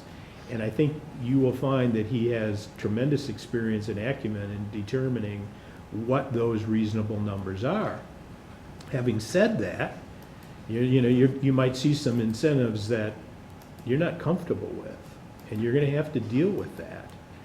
But I think what you have is an independent look at those programs. It's easy to sit there and complain, and I don't mean you, but anybody in the real world, complain about these things, but when you know what's going into the analysis to determine whether the incentive was legitimate or not, and you're able to query that individual about those things, I think you have a better opportunity to be more confident in what you're looking at.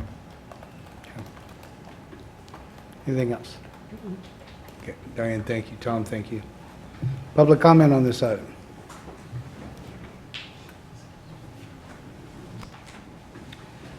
Dan Dannenberg, 2702 University Drive. On economic development, I'm very unfamiliar with this and in the state of my usual dumbness. There's a Joint Economic Council, there's a Chamber of Commerce, there's the Public Incentive Review Committee, there's the staff person within the city that works with economic development. I hope this consultant will look at how we might redo the process. Is there some way we can avoid the alphabet soup of this? Because I don't know who's doing what or what's doing whom. As just a guy schlepping around, it's really a puzzle. On affordable housing, there's a prime example 2 doors from where I live. There is a moderate income residence that has been vacant for over a year and a half. Now, whether it's involved in some legal entanglements, I don't know. But it's just there and it's deteriorating. A few years ago, we had 2 similar residences about 4 doors from where I live. They were unoccupied and deteriorating for 10 years before the owner finally sold them, and they were rehabilitated, and they're quite nice facilities now. But we had this all over the community. 840 Kentucky. You know, there's work going on there, but that will probably take another decade or so. There's 924 9th Street, I think it is.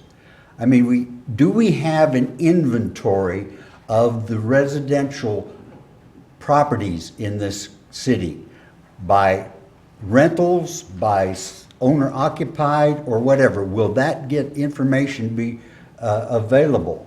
I don't know. I think that needs to be included in the starting point. A few months ago, the local newspaper gingerly waded into actual journalism and reported that we have high rents in this town, some of the highest in this area. Well, why is that? Well, we have college kids. A lot of them are wealthy, and we have landlords who need to take care of their cruises and trips to Europe and so on and so forth. So I think we need to know what the inventory of our living space is in this town. And we have a concern about dispersing low to moderate income housing throughout the community. Well, that can be done, but it's been my experience that it can lead to problems. So I just hope that there is an opportunity in these 2 economic development and affordable housing processes for the public to hear what the consultant is working on, and that he can get comments from the community to see just what we think, what we don't know, what we should know, so that we can do something about the affordable housing. And by the way, 920 Missouri is not an example of affordable housing. That's pure, to the best of my knowledge, that's just pure unadulterated cronyism. And it should never have been allowed to happen. KD.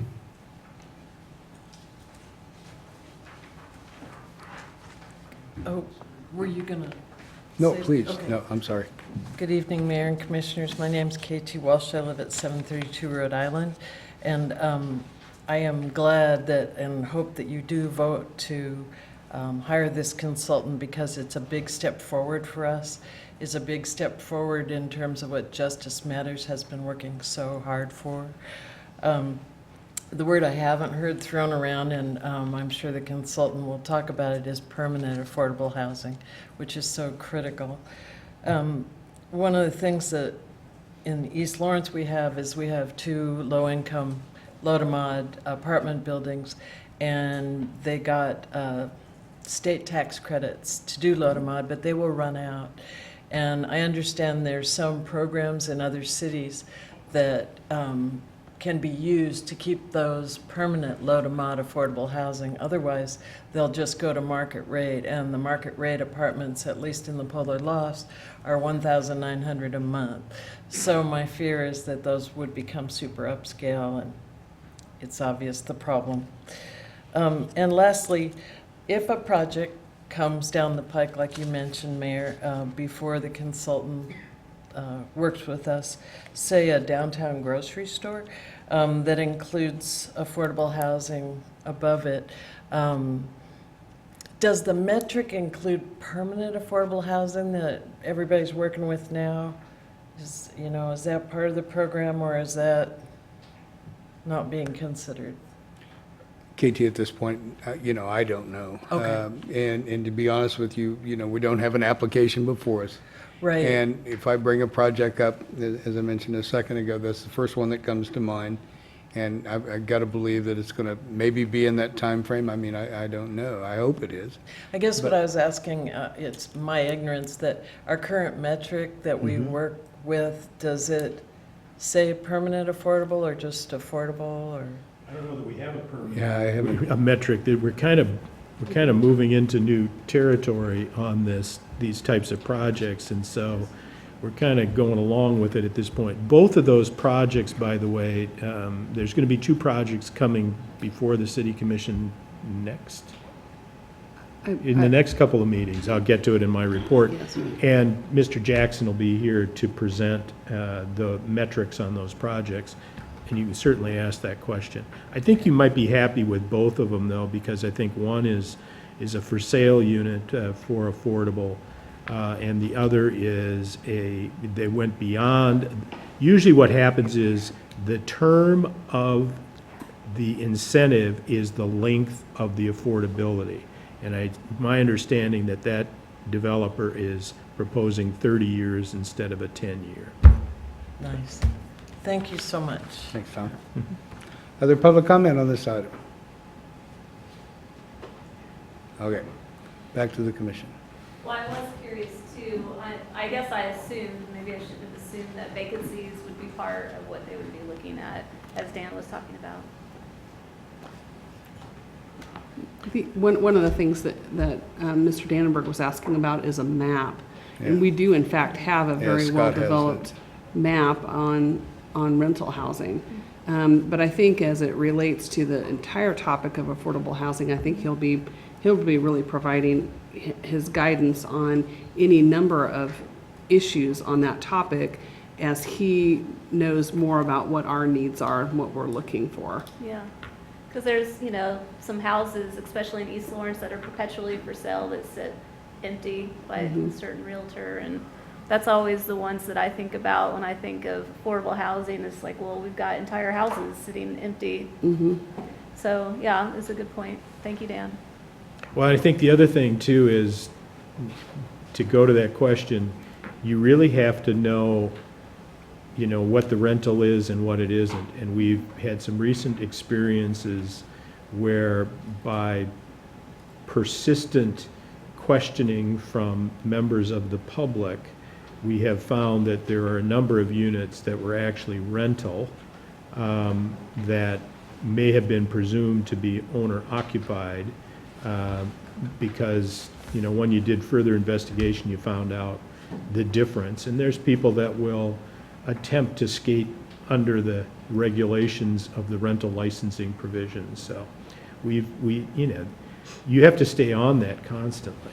And from what I understand of the state legislature's views of the licensing, they have some pretty restrictive views about how far municipal entities can get into municipal rental licensing issues. So. Any other questions or comments? Okay, if not, I would entertain a motion. This seems to me that it's probably a smart way to go, with, especially if we have some of the pending applications that may come forward, and I think the expertise is probably going to be extremely helpful to get us to through some of these applications, and also being able to give Britt and other possible city staff members that opportunity and that expertise to get us through these projects. So I'm going to want to make sure that, you know, I was glad to see on here that we're going to do a 6-month reevaluation, because, you know, to Dan Dannenberg's comment, we do kind of exist in an alphabet soup right now when we talk about economic development with, you know, JEDC and PERC, and we've got our partner with the chamber, and then we've got Britt on staff, and I do, at the 6-month point, want to make sure that, you know, at the risk of being rude or blunt, just to frankly say, what have we gotten from you that we weren't previously getting from the other 96 means we have of going about evaluating an economic development opportunity? Because, I mean, you're talking about $73,000 a year. I mean, this is not a small amount of change that we're throwing at this organization to do something that we already have somebody on staff specifically to do. But I think, you know, one of the things too, Matt, along with that is that, you know, we're attempting to, as we look forward in a lot of these things, is that, you know, it's pretty apparent that, you know, the public has not been happy in the past with maybe some of our investment through public incentives. And so are we covering all the bases? Now, I would be willing to say, after serving on a number of these committees over the last couple of years, you know, we probably do more especially in transparency and analysis of these numbers than other communities ever think of doing. But, you know, the truth of the matter is if this can give us that opportunity, maybe we don't have to have all this other stuff. I mean, I don't know. To a certain extent, I agree with that, but I think a lot of, you know, and I've been that member of the community that's felt like the use of incentives has been improper, and I can tell you that I don't think a lot of my complaints were the work of Britt so much as I just thought it was a bad choice that the commission went forward with, and to a certain degree, I kind of have to look at this and find a little bit of ironic humor in the fact that we're about to spend some taxpayer money to further evaluate whether or not we're properly making use of taxpayer money. You know, when you spend taxpayer money to make sure that you're not wasting taxpayer money, that there may be a certain portion of the population that says that perhaps that's not a really smart move. Which, you know, I'm not trying to kill this by any means. I just want to make sure at the 6-month mark we can look at it and we can actually quantify what benefit we're getting beyond the benefit we already have with city staff. Because if we can't see an actual tangible difference, then we just spent a whole lot of money to add to the alphabet soup. I won't kick it past 6 months unless it comes back to this commission and we have that discussion. Okay. Fair. I can be content with that. So we're not buying $37,000 in hammers or nothing like that. Well, I just... Okay. Thanks, Matt. You bet. Okay, any other questions or comments?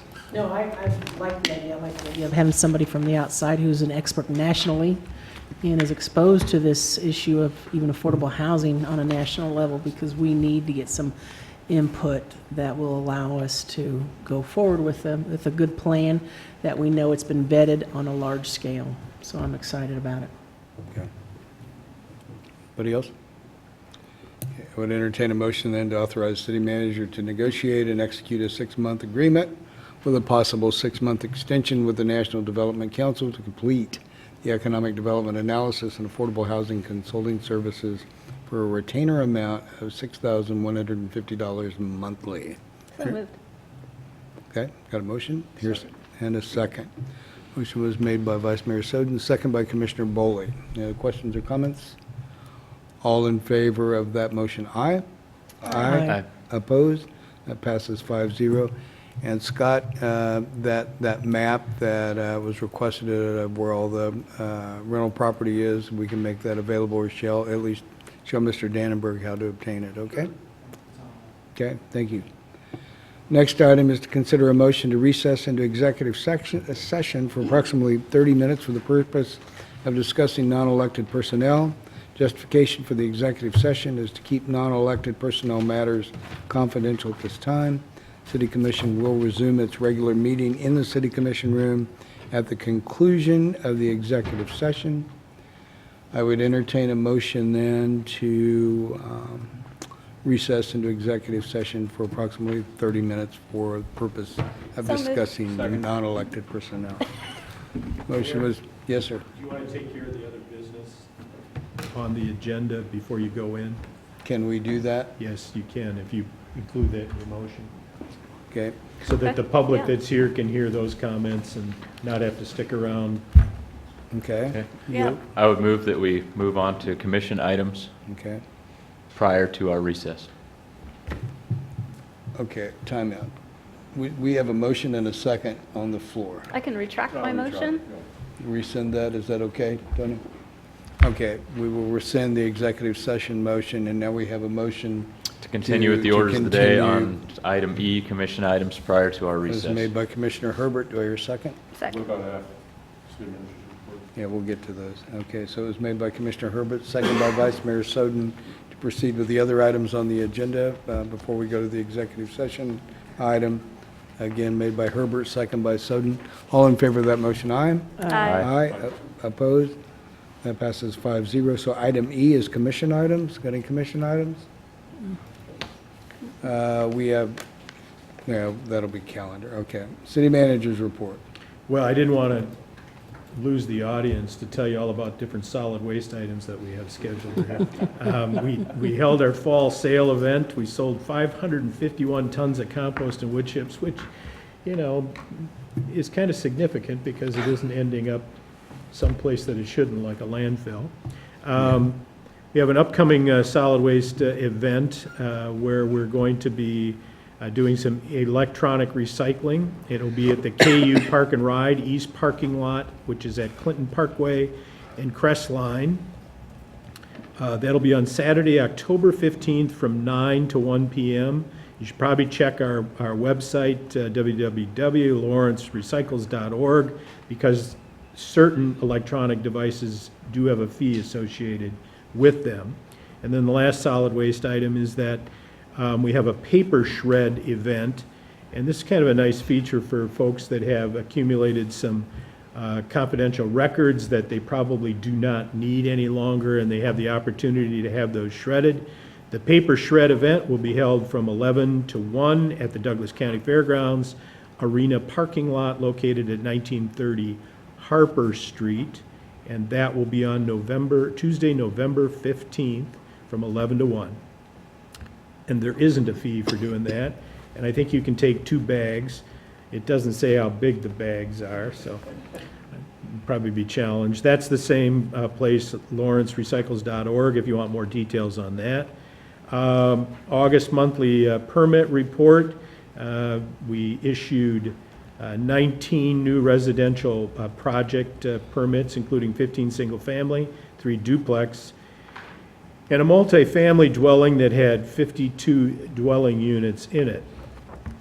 So we have that much less capacity in Scott's analysis on future capacity. The July 2016 city population estimates, our current population is estimated at 97,948, or rounding to about 98,000. Based on the projected rate of growth, the city would have a population of 115,000 by the year 2030. And you have the monthly Lawrence Douglas County Fire Medical Monthly Activity Report. I'm not going to go through all the details, but I did want to report out that the entire City Commission and a number of the staffers attended what was called Fire Ops 101 that was provided by the fire department at the Fire Training Center. And what I wanted to kind of note as my highlight was kind of observing our firefighters, who are all there, by the way, on their own time. They were not being paid for this. They were enthusiastic, they were passionate about what they do, and they had an incredible comprehensive knowledge, in my opinion, about the things they do. And they kind of put a number of us through the paces, responding to a fire, responding to a search and rescue, handling a mock medical call, and all sorts of other things. So I think all of us gained a tremendous appreciation for what our fire department, fire medical staff take care of for us in the city and the county. We had county officials there as well. So we had a good showing. We had a beautiful day, and they did remind us that a lot of times the days aren't quite that nice when they respond to the situations that they put us through. So we appreciated the good weather. I wanted to report out on the Douglas County Food Policy Council Food System Plan Development Update. They've gone through a number of focus groups. They've done a food system assessment, and they're collaborating with the Sunrise Project. And finally, they've launched a community survey.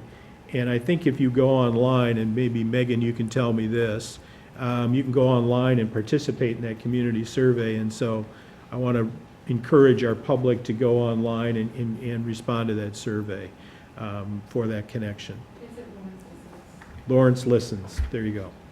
And Judge Scott Miller is here to briefly kind of talk about a program that's going on in our municipal court. It's kind of an exciting program to deal with some of the issues that, you know, are confronting police and the judicial system right now. And so, Scott, why don't you come on up and just give a briefing on this new program that's kind of a collaborative. Good evening, Commissioners. One of the biggest, well, two of the biggest challenges that we face in municipal court are people with substance abuse problems and people with mental illness. And that's really not a surprise given the fact that both of those conditions or both of those disorders keep people from working towards their rational self-interest. And the whole idea behind the judicial system is that people will work in their rational self-interest to perhaps address problems that they have, or to perhaps be dissuaded from doing some of the things that they'd done in the past. So about 2 years ago, when I was first starting to talk with people from Douglas County about the mental health court, and I was talking to Margaret Severson from KU, one of the things that was discussed was the fact that there's a disconnect with people who show up in court and who have mental health or substance abuse problems with accessing the services that exist in our community. And the disconnect, of course, is that when someone's ordered or suggested to attend services either at Burton Ash Mental Health Center or at one of the substance abuse providers that we have, like DECA, at some point they have to take the affirmative step to go and access those services. And that's difficult when you're suffering from either mental illness in some circumstances or when you have a substance abuse problem. So the idea behind our discussions, in addition to the mental health court, was that we would find some way to close that gap, to eliminate that disconnect. And what we came up with, the idea was that we would use master's level social work students who are in their clinical practicums and have them come to court and staff the court, and then instead of being referred to some monolithic entity, in other words, go to Burton Ash Mental Health Center during their check-in times and present yourself, or go to a substance abuse treatment center and present yourself, they would present themselves by walking across the hall and talking to a person. Now the hope is at that point that there would be a significantly greater chance that they would access the services that exist.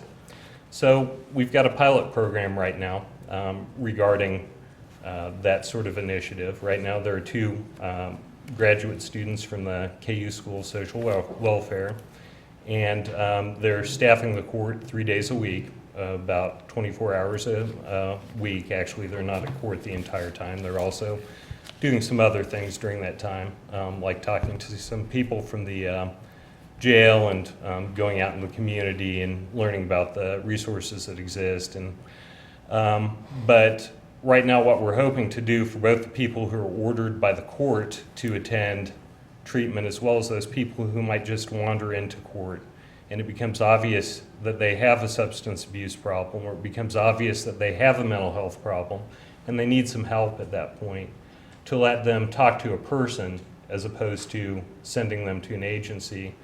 I think for people in crisis, talking to an individual is a lot easier. So that's what we're hoping to do at this time. And I think there's some statistics being gathered and some analysis being done with the hope that this will be beneficial to doing things like keeping the people who participate in the program out of jail. It'll be beneficial in the long run to just help people's lives, essentially. So this is really not a budgeted item because it's not costing anything. Everything's volunteer with the exception of a little bit of office supply budget that already exists that you've provided for the municipal court. Hopefully once we identify whether this is working or not, we can move on to some additional initiatives, and maybe we can continue past this year and make this a semi-permanent thing, but we'll have to see whether it works. But thought maybe you'd be interested in that. Be glad to answer any questions about that you have. Questions? Thank you, Judge. Yeah. Sounds All right, great. thanks. Thank you. Yeah, Judge, this is the kind of collaboration that I think, these are the kind of things that we need to be talking about in so many ways. So thank you, and thank everybody involved. Okay, I I think will. This is a great deal. Thank you. Thanks. A couple more things. I'm going to take the work session first. On October 11, we have the ORIA design guidelines on and the economic development incentives policy that we just talked about, and you'll see that matrix. 11/8, we have the CIP. That's kind of, Brian is going to run through some of the financial numbers for our CIP next year and how we'll go about financing all of that. And then we're still scheduled on 12/13 for the fair, what we call the Citizens for Fair and Impartial Policing, otherwise known as Community Police Review Board kind of approach to things. Okay. Our next week's meeting, or the October 18th regular meeting, we're going to have a report on following up from the Ped Bike Task Force recommendations. You'll have a staff report covering some recommendations on how we implement it in terms of policy and other things going forward.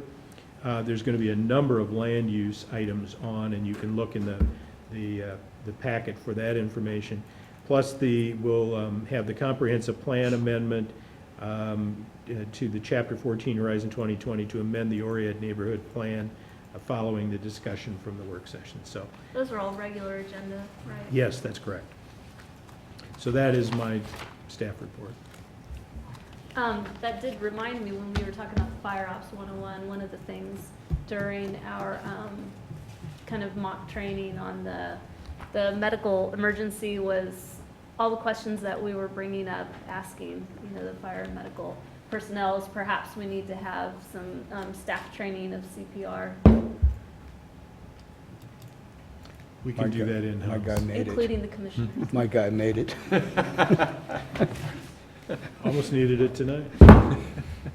No, you didn't. Okay. Any other questions of Tom? Okay. Tom, thank you.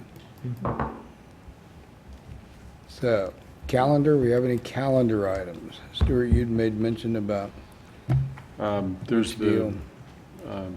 Spencer Art Museum tomorrow. Who all's going to the Spencer Art Museum? I planned on it. We have two, Too. so I Okay. think we'll be okay. The other one was the chamber event at Maselli's on Thursday. Yeah. The tour of the Lawrence Paper Company. I think it's the EDC, Report to Investors. Oh, I don't know. Yeah, the EDC deal on Thursday afternoon. I'm not going to be here, so Yeah. I'll be in Manhattan. I'll be attending. Okay. There is the one, We have people represented, Okay. correct? I think it's at 3:30. Yeah. Yeah, be on the road over there. Okay. Anything else? Okay, so now we'll go back to item number 2. And again, consider a motion to recess into executive session for approximately, do we need 30 minutes? I don't think so. Yes, we do. That was a no, right? I didn't think so. Okay. And Tony, you said yes because we advertised it as such? Oh, you advertised? Yes. Okay. That's what I thought. Okay, so we're going to consider a motion to recess into executive session for approximately 30 minutes for the purpose of discussing non-elected personnel. The justification for the executive session is to keep non-elected personnel matters confidential at this time. The City Commission will resume its regular meeting in the City Commission room at the conclusion of the executive session. I would entertain a motion to recess into executive session for approximately 30 minutes for the purpose of discussing non-elected personnel. Second. Motion made and second to recess into executive session for 30 minutes. Vice Mayor Soden, second by Commissioner Boley. All in favor, aye? Aye. Opposed? We are in executive session for 30 minutes.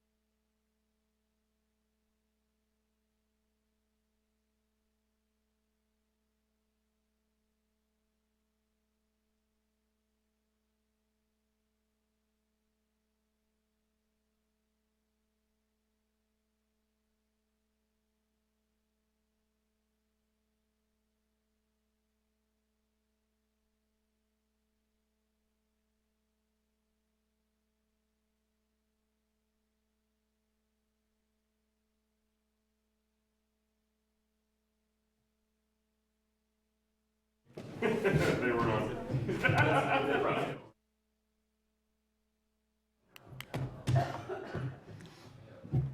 Okay, so we have nothing to report following the executive session, so anything else from the commission? Entertain a motion to adjourn. Second. Motion made and second to adjourn, made by Vice Mayor Soden, second by Commissioner Larson. All in favor, aye? Aye. Aye. Opposed? We're adjourned. Thank you all.